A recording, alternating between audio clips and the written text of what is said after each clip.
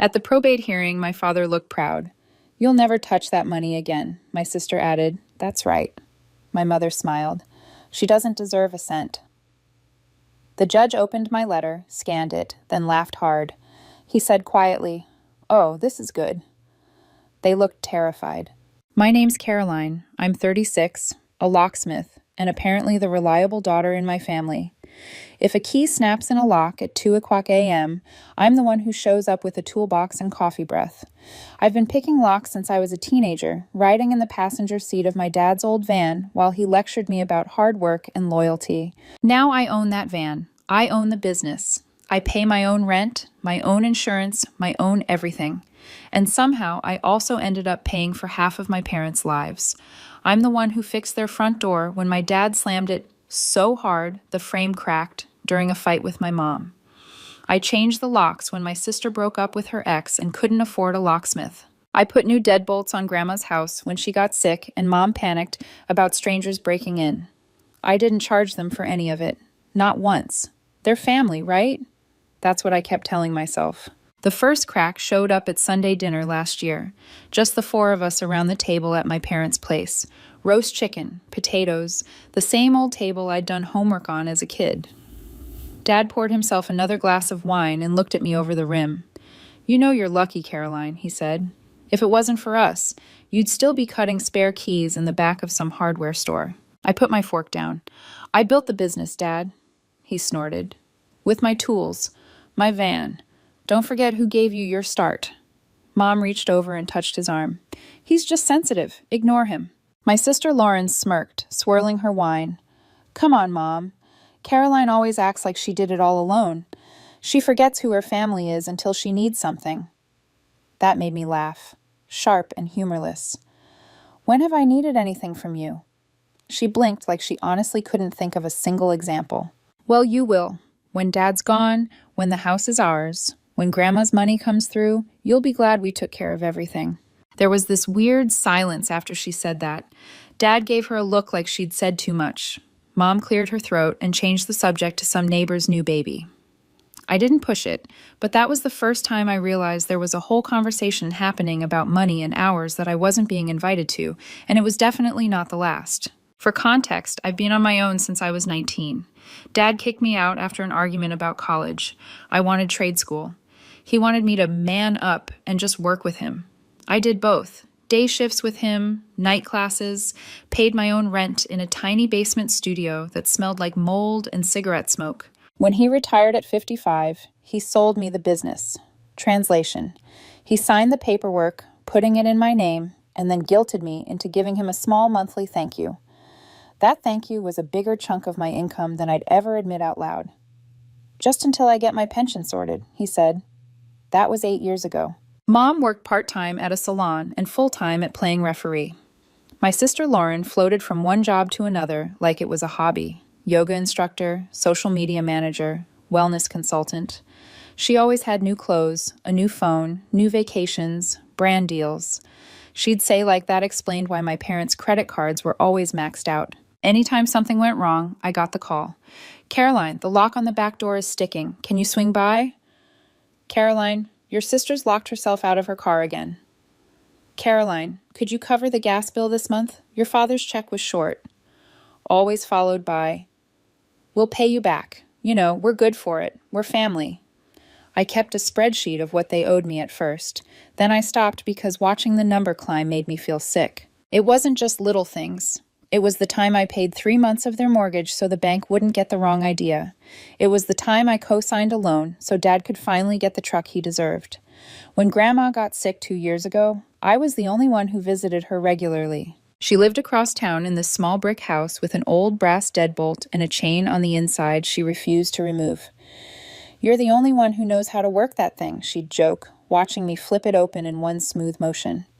I brought her groceries, fixed her squeaky windows, installed a peephole so she could see who was at the door. Lauren showed up twice, once for an Instagram photo in Grandma's garden, once to complain about the Wi-Fi. My parents popped in if there was a doctor appointment or some paperwork to sign. One night, while I was changing the cylinder on her front door, Grandma shuffled up next to me with a folder in her hands. Her fingers shook as she opened it. I've updated my will, she said.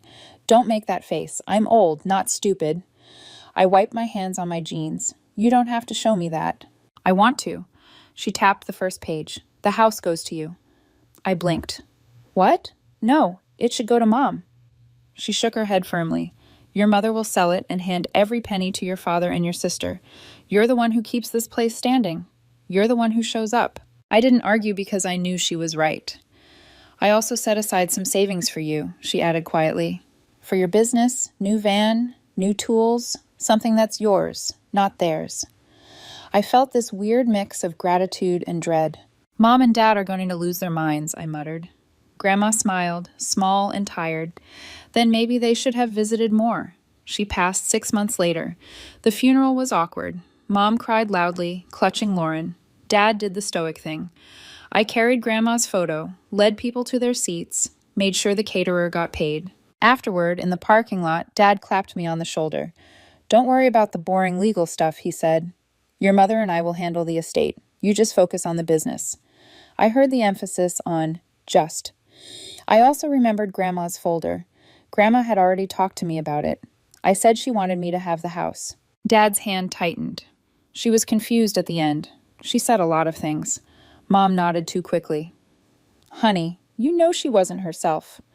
I pulled out my phone and opened the email from Grandma's lawyer, the one she'd CC'd me on months before she died. She was clear.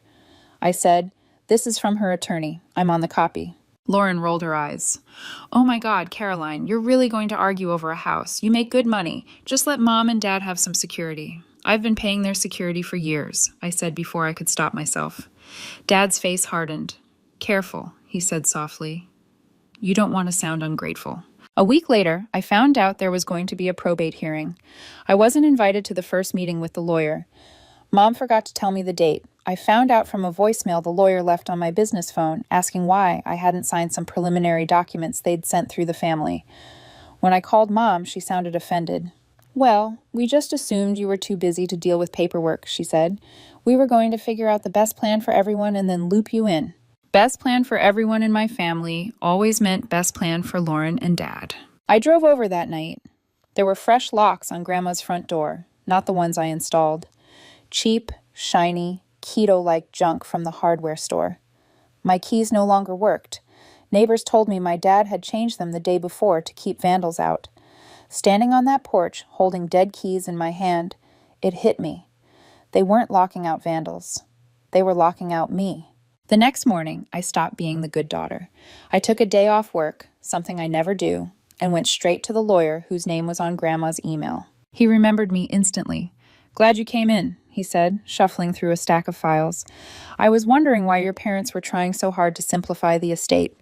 He slid a folder across the desk. It was Grandma's original will. My name on the house, my name on a savings account, clear as day. Then he pulled out another document. This, he said, is what your parents asked me to file instead. It was a revised version supposedly written just weeks before Grandma died. Everything now split 3 ways between Mom, Dad, and Lauren. My name only showed up in a single line about sentimental items. The signature at the bottom looked wrong, too shaky, the wrong flourish on the C. I'd watched Grandma sign birthday cards my whole life. She'd never made her C like that. Did you witness her sign this? I asked. The lawyer grimaced. No, your father brought it in, already signed and notarized by a friend of his. I refused to file it without speaking with you first. That's why I left those voicemails. I laughed this short, disbelieving sound. Of course, Dad had a friend who'd notarize anything for a favor. Can you prove it's fake? I asked. He shrugged. Handwriting experts, medical records about her state of mind on that date, the fact you have older emails. It's not nothing. He paused. But I'll be honest, probate court hates drama. They like clean stories, united families. We both knew mine wasn't that. I went home and sat at my kitchen table with a legal pad, my phone, and 10 years of resentment. I went through every bank statement where I'd covered their mortgage, every transfer labeled Mom Rent or Dad Truck, every message where they promised to pay me back or said things like, you know, the house will be yours one day anyway, so what's the difference? By midnight, I had a small stack of printed screenshots and a headache. I wrote a letter, not some emotional rant, just dates, amounts, promises. The fact that Grandma had emailed both me and her lawyer. The fact that my parents tried to file a last-minute change without involving me. At the end, I wrote one sentence that felt like closing a door. If the court chooses to honor the forged document, I formally withdraw from all informal financial support of my parents and sister. I will not be funding their lifestyle based on an inheritance that was supposed to help me recover the costs I've already carried. I emailed a copy to the lawyer. He called me the next day. "This is thorough," he said. "Are you sure you want to go this route? It'll make things messy. They already made it messy." I said, "I'm just not cleaning it up for them anymore." He sighed. "All right, I'll submit it to the court as your statement." 2 weeks later, we all ended up in the same wood-paneled courtroom. That's where the line you gave me actually happened. Dad stood with his hand on Lauren's shoulder like he was presenting her for a prize. Mom sat ramrod straight next to them. Pearls on, face pinched. I was alone on the other side in my work pants and a button-down that still smelled faintly like WD-40, no matter how many times I washed it. Dad glanced back at me and smirked.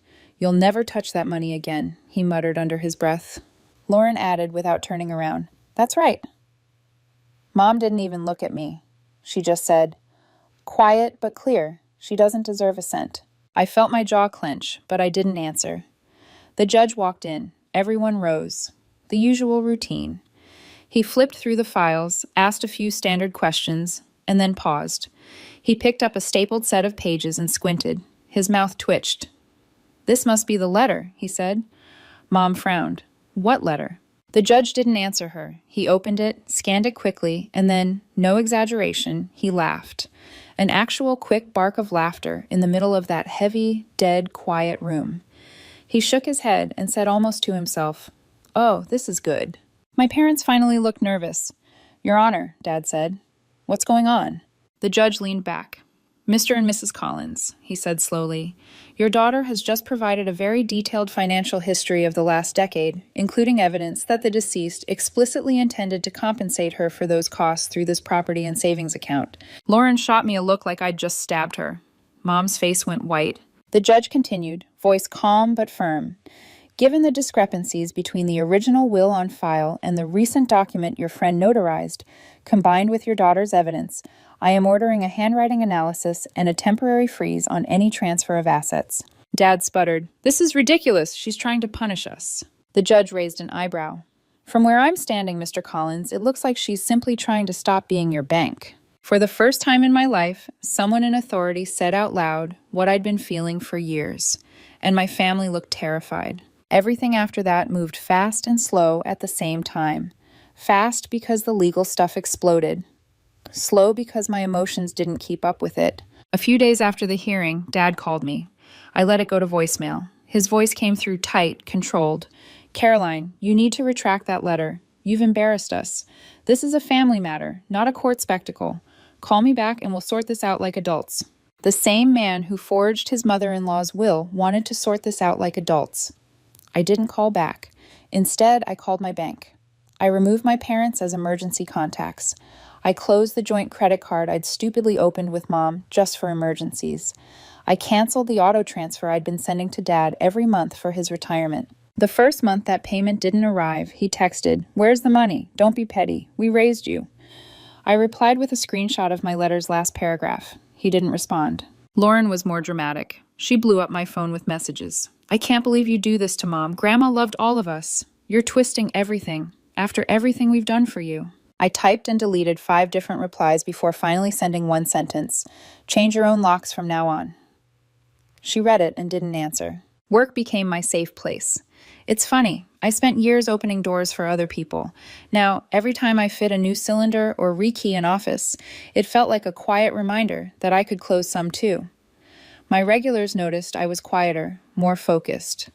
One old customer, Mr. Patel, watched me replace his storefront deadbolt and said, "You look tired, Caroline. Family?" I laughed. "Is it that obvious?" He shrugged. "Family is always obvious. You fix locks, but people always try to sneak in where they're not invited." 2 months after the hearing, the handwriting expert filed his report. The revised will was declared invalid. The date didn't match Grandma's medical records. She'd been in the hospital heavily medicated the day they claimed she'd signed it. The signature had inconsistencies. The notarization was creative. The judge restored the original will. The house was mine. The savings account, too. Mom called, sobbing, "How could you do this to us? We were counting on that house for our retirement. Your father already told everyone we'd be moving there." I sat on my couch, phone on speaker, staring at the blank TV screen. Grandma told me that house was for me. I said, "She told you to. You just didn't like it. That's not the point." Mom snapped, the tears disappearing like a switch. "We're your parents. You're supposed to take care of us." "I have," I said quietly, "for 10 years with my money, my time, my business. This," I gestured around, even though she couldn't see, "was supposed to help me get out from under that. You tried to take it too." A long pause. "You're being dramatic," she said finally. "We never asked you for anything." I actually laughed. "I have the bank statements, Mom, and the texts. The judge saw them." "Why are you keeping score?" she demanded. "That's not what family does." "That's exactly what family does when the other side pretends the scoreboard doesn't exist." She hung up on me for a while. There was radio silence. No Sunday dinners. No frantic calls about Lauren's latest breakup. It felt weirdly peaceful. I spent weekends at Grandma's house instead, cleaning out closets, repainting walls, fixing the stuff Dad ignored for years. I found old photos of her as a young woman grinning on that same porch. I found recipes written in her neat handwriting. I found a small envelope with my name on it, tucked into the back of her wardrobe. Inside was a note. "If they make this house a battlefield, remember you don't have to stay and fight in their way. You can lock the door and walk away. Love, Gran." I sat on the bedroom floor and cried for the first time since all this started.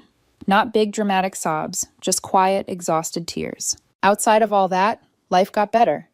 I hired an extra tech for the business so I wasn't on call every night. I upgraded my van like Grandma wanted. I stopped taking jobs that paid in exposure or favors and started valuing my time. I made friends outside of work, people who respected me. One of my cousins, Jenna, reached out unexpectedly. She sent a DM on social media. "Hey, I heard some wild stuff from your mom about you stealing the house." Then Amelia filled me in. "Just wanted to say I'm sorry, and I'm proud of you for standing up for yourself." We met for lunch a week later. She admitted the family group chat had been a mess of gossip and victim stories about me. "They say you're cold," she said, stirring her drink, "that you're abandoning them." I shrugged. "I changed the locks," she snorted. "Yeah, they hate that." Dad eventually sent one more message. "We're very disappointed in you. When we're gone, you'll regret how you're acting." I stared at it for a long time. For once, I didn't feel that old shame or panic, just relief. I typed back, "When you're gone, I'll miss the idea of the parents I wanted, not the ones who tried to rob me." He left me on red. Last I heard, they're renting a smaller place closer to Lauren. The bank finally said no when they tried to refinance the old house they were totally about to inherit. Lauren posted something vague on Instagram about toxic people stealing what's yours. All her friends commented things like, "You deserve better, babe." I didn't bother defending myself. The people who matter already know the truth. The rest can stay locked out. A few weeks ago was the final probate check-in. Just a quick administrative thing to confirm the transfer was complete. Walking into that same courtroom felt different this time. I wasn't shaking. I wasn't waiting for my parents to throw a scene. They didn't even show up. Their lawyer handled it quietly, clearly done with the whole mess. When the judge signed the last paper, he glanced at me. "You doing all right, Ms. Collins?" he asked. I thought about lying, saying, "Yeah, fine, thanks," and walking out. Instead, I said, "I'm getting there." He nodded. "Families and money," he said. "I see it every day. For what it's worth, drawing a line doesn't make you a bad daughter. It makes you a sane adult." I carried that with me all the way to Grandma's house. I stood on the porch, keys in my hand, my keys to my lock, and realized something simple. For years, I'd been terrified that if I stopped paying, stopped fixing, stopped rescuing, I'd lose my family. Then I stopped. And yeah, I lost them. But I also lost the constant anxiety of my phone buzzing with demands. I lost the sick feeling in my stomach every time I checked my balance after bailing them out. I lost the twisted little voice that said, "You owe them everything." In its place, there's the quiet I'm still getting used to. Now, when my phone rings, it's usually a customer, a friend, a cousin, someone who wants my time and is willing to respect it.